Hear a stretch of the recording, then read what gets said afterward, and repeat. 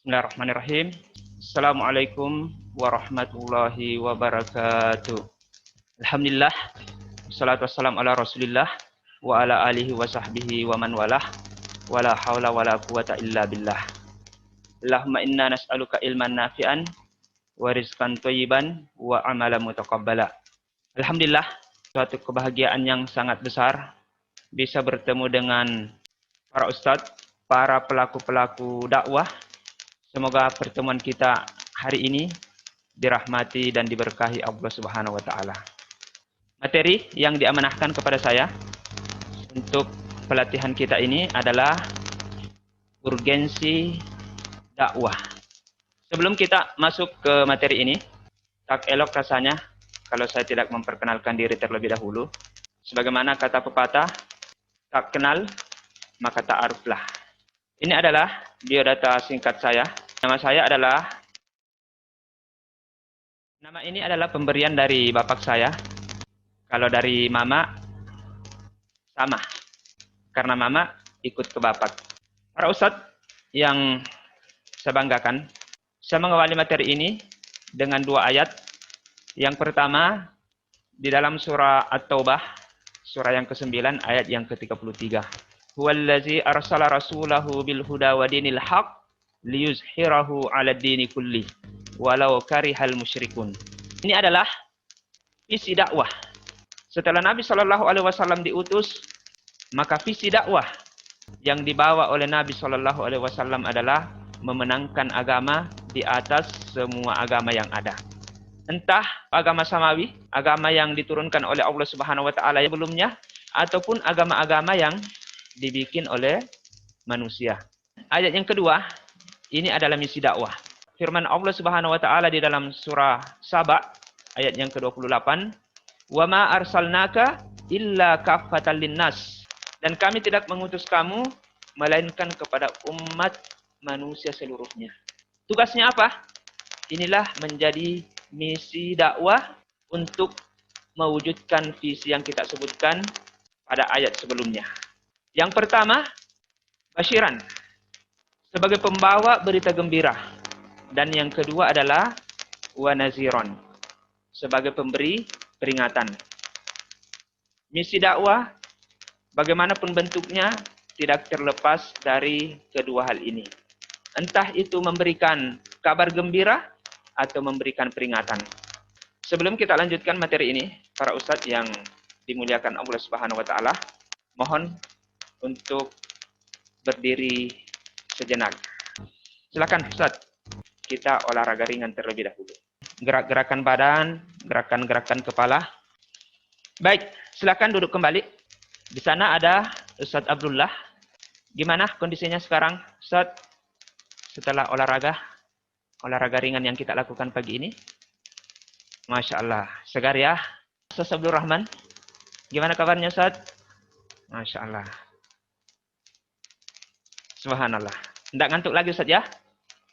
Baik. Alhamdulillah.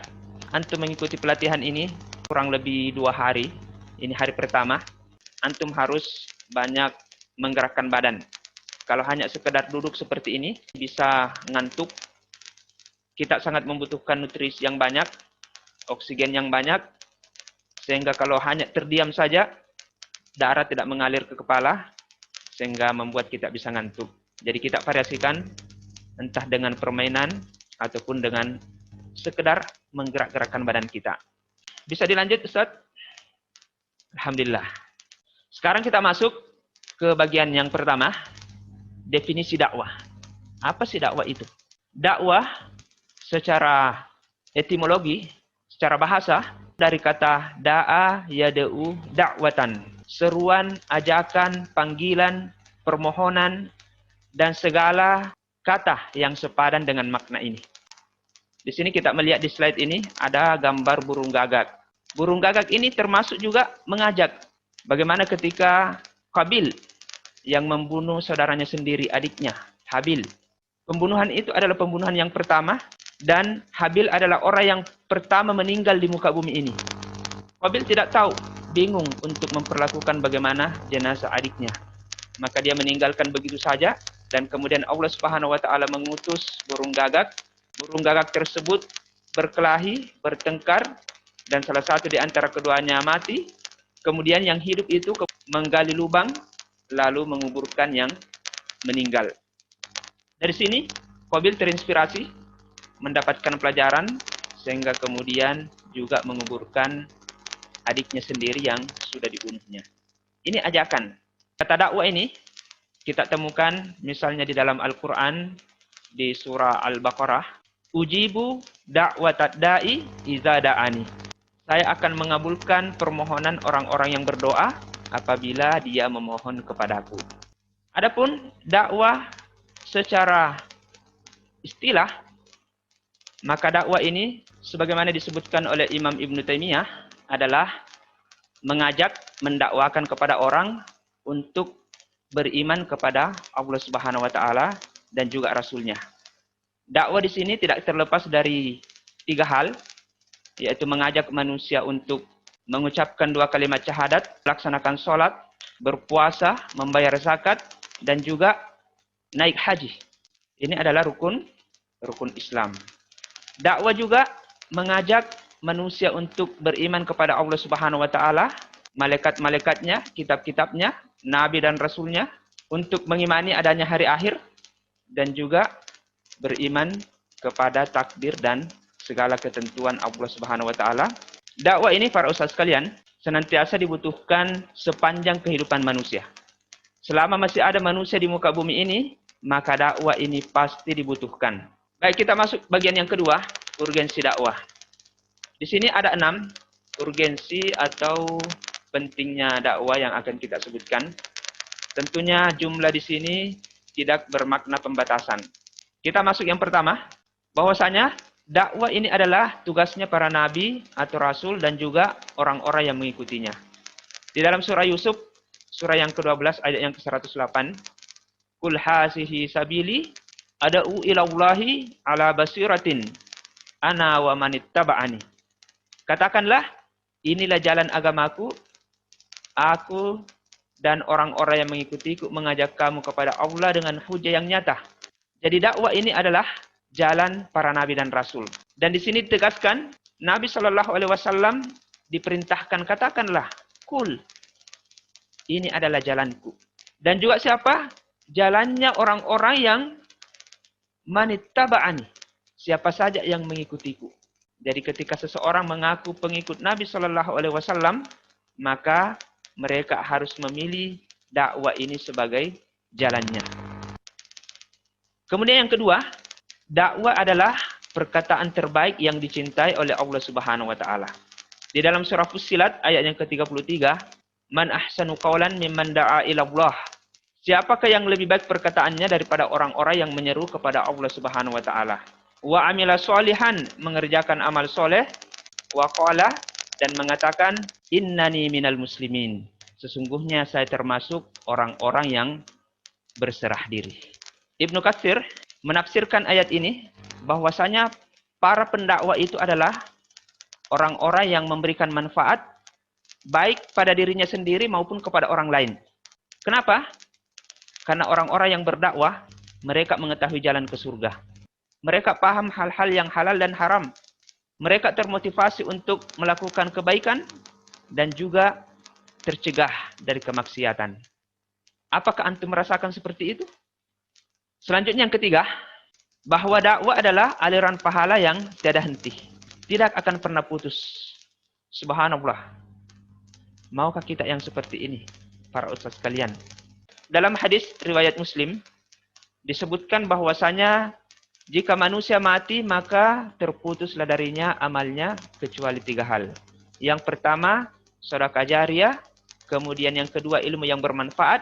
Dan yang ketiga adalah anak soleh yang selalu mendoakannya. Salah satu amalan yang tidak akan pernah putus, bahkan meskipun seseorang sudah berada di bawah permukaan tanah, tidak lagi melakukan amalan, namun ternyata amalan mereka masih bisa terus mengalir. Ibarat air yang terus mengalir. Maka lakukanlah dakwah ini. Orang-orang yang mendapat hidayah karenamu, mereka melakukan amal soleh, maka apa yang mereka kerjakan, pahalanya juga akan mengalir kepadamu.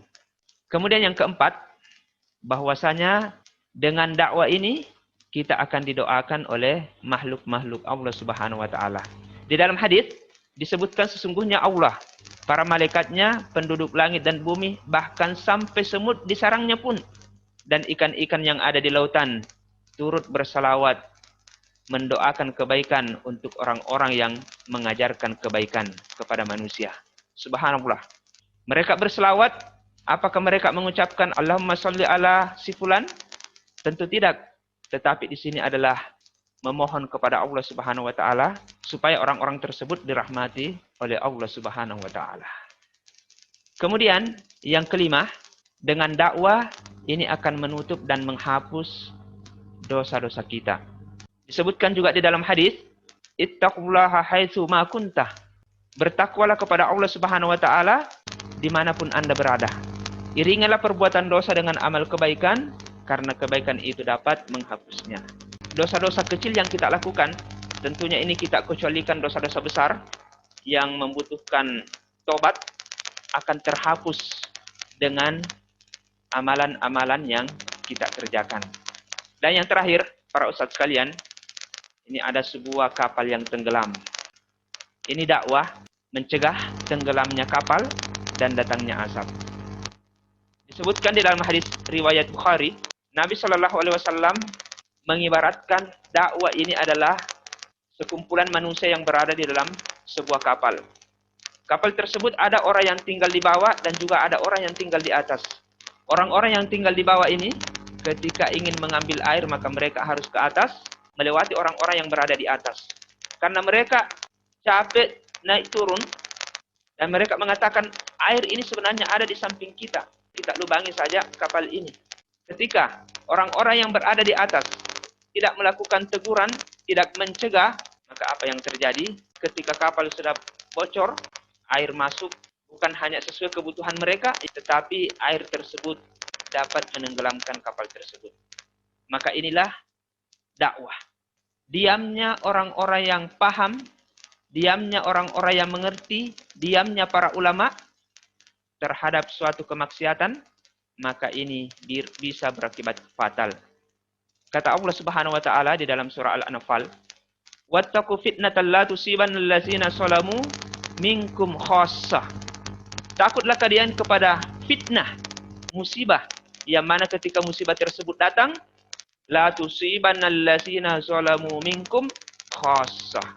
Fitnah tersebut tidak hanya menimpa orang-orang yang zalim di antara kamu. Maka mungkin ketika terjadi bencana, terjadi musibah, terjadi kematian massal, di situ banyak orang yang meninggal. Apakah mereka adalah semua pendosa?